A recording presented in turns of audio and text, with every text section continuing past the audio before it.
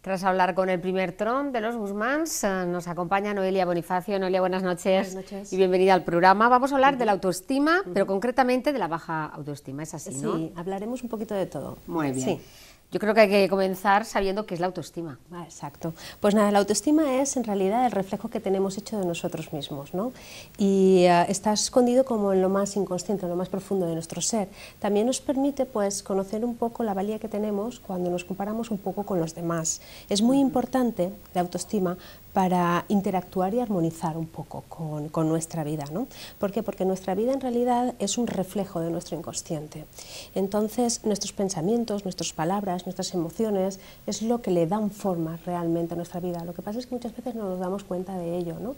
Y entonces pensamos que todo lo que sucede en nuestra vida es algo ajeno, cuando en realidad tenemos mucho de nuestra creación, de nuestra forma de ver y entender la vida. ¿Cuál es el origen de la autoestima? El origen en realidad, comienza en una edad muy temprana, cuando somos muy pequeños, ¿no? Cuando empezamos a tener por parte de los padres, que son los primeros, un poco lo que diríamos los premios y los castigos, ¿no? Sí. Por eso es tan importante que los padres no sean excesivamente exagerados en estos aspectos. Es decir, cuando unos padres son muy protectores con el bebé, pues con los años ese ya niño más mayor puede acabar desarrollando lo que es una dependencia o una falta de identidad, ¿no? Y cuando se produce lo que es un exceso eso con un exceso de exigencia, ¿no? Lo que ocurre es un conflicto de identidad. Pero cuando los padres son excesivamente protectores, lo que puede desarrollar el niño cuando sea mayor son ciertas dependencias, especialmente la drogodependencia, que muchas veces no lo sabemos, pero viene asociada a un exceso de protección por parte de los padres cuando el bebé era pequeño. Muy bien. Noelia, ¿cuáles son los niveles de la autoestima? Los niveles de la autoestima en realidad tenemos dos, es la alta autoestima o la baja autoestima, ¿no? Entonces eso es lo que nos permitirá la autoestima en realidad, según el nivel que tengamos, lo que nos permitirá asumir riesgos y tomar decisiones. Es lo que nos hará que nuestra vida sea productiva o sea gratificante, ¿no? Por ejemplo, si tenemos una baja autoestima, eso nos afectará a varios ámbitos, como puede ser la familia, el trabajo, las amistades, incluso la sensación que tengamos interior. También depende mucho de los resultados que tengas al exterior. Es decir, una persona con baja autoestima, si lo que sucede en su entorno es bueno, está bien, pues tendrá autoestima alta, pero si no, tenderá a decaer pronto.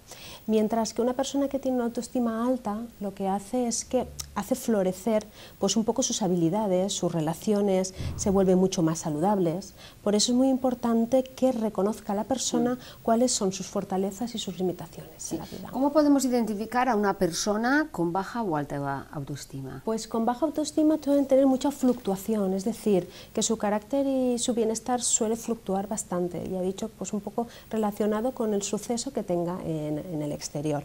Una persona que tiene una autoestima alta es una persona, en realidad es una persona sencilla, es una persona jovial, es una persona que es agradable, que suele ser bien recibida, que siempre está dispuesta a todo. Mientras que las personas que tienen una autoestima baja son personas que suelen utilizar máscaras, entonces es muy difícil de identificarlas. Nos hablas de utilizar máscaras, pero ¿cuáles son esas máscaras que se utilizan? Pues la máscara que suelen utilizar las personas que tienen una baja autoestima en concreto son tres, las más identificadas, ¿no? Una de ellas es la máscara, la que llamamos máscara del impostor. Una máscara del impostor es que se muestra feliz, se muestra una persona muy exitosa, pero que en realidad lo que huye es del fracaso, lo que le aterra es el fracaso. Entonces lo que necesita siempre son triunfos constantes para mantener esa máscara, ¿no? Entonces suelen rasgar mucho, tocar lo que es la parte, buscan mucho la competencia con los demás y suelen ser personas excesivamente exigentes. Otra máscara, por ejemplo, sería la del rebelde. Ese tipo de personas son las personas que suelen criticar mucho, que suelen romper las leyes, desafiar a la ley, quieren imponer su opinión por encima de todo. Y la tercera máscara sería la máscara del perdedor, que suelen ser esas personas que no se ven capaces, se sienten muy incapaces de hacer ciertas cosas y esperan lo que es el rescate, sienten mucho miedo y les falta asertividad. Muy bien. ¿Cómo podemos aumentar la autoestima?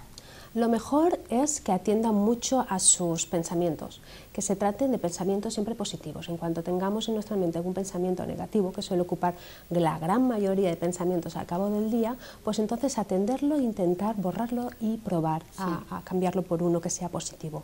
Pensar que las personas somos únicas, no hay dos personas iguales en todo el mundo. Entonces para eso tienes que ver que tienes virtudes, tienes que atender tus virtudes y sentirte único. También actuar desde el interior. Sentir qué es lo que realmente a ti te hace sentir bien y qué es lo que quieres hacer y en función de eso, pues ponerte en marcha.